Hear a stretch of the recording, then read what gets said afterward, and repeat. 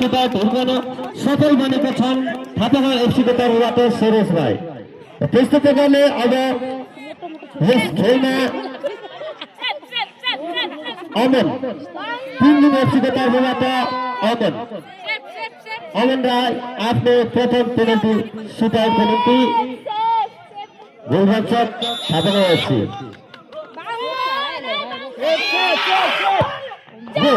यानी कि अहिलेसम्मको एक पेनल्टीमा एक गोल गरेर अघि छन् भनेदेखि अब दोस्रो पेनल्टी हुर्काउनको निम्ति प्रयास भाइ आफ्नो दलको निम्ति पेनल्टी सुटआउट यानी कि यो दोस्रो पेनल्टी सुटआउट अहिलेसम्मको स्कोर 1-1 लेभल।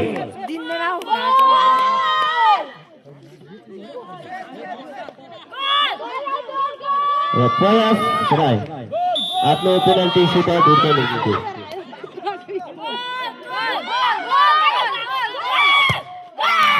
यानी कि प्रयास राईकोबाट पनि यो गोल भएको छ।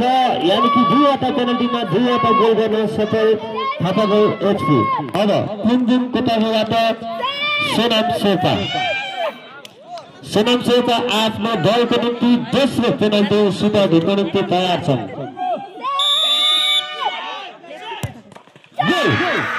यानी कि अहिलेसम्मको दुई पेनल्टीमा दुई गोल गरेर सफल भएको छ। र अब थापागाउँ एफसीको तर्फबाट प्रशान्त राई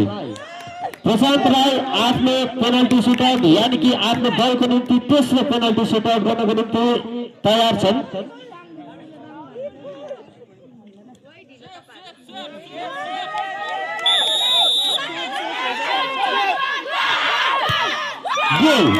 यानी कि प्रशान्त राई आफ्नो दलको निम्ति तेस्रो गोल गर्न सफल बनेका छन्। अब तेस्रो पेनल्टी सुटआउट हुर्काउनको निम्ति कुमजुङको तर्फबाट अंशु सुब्बा आफ्नो प्रथम पेनल्टी सुटआउट यानी कि दलको निम्ति तेस्रो पेनल्टी सुटआउट। अहिलेसम्मको पेनल्टीमा तीन पेनल्टी भएको छन्। यानी कि यो तेस्रो पेनल्टी कुमजुङको एफसीको तर्फबाट।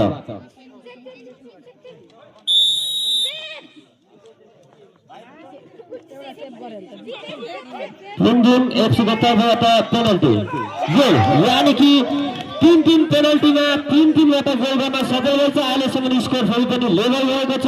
अब सुनिल थापा आफ्नो पेनल्टी सुटआउट थापागाउँ एफसीको तर्फबाट चौथो पेनल्टी सुटआउट हुर्काउनको निम्ति तयार छन्। यानी कि तीन पेनल्टी सुटआउट तीन गोल भएको छ। अहिलेसम्म कुनै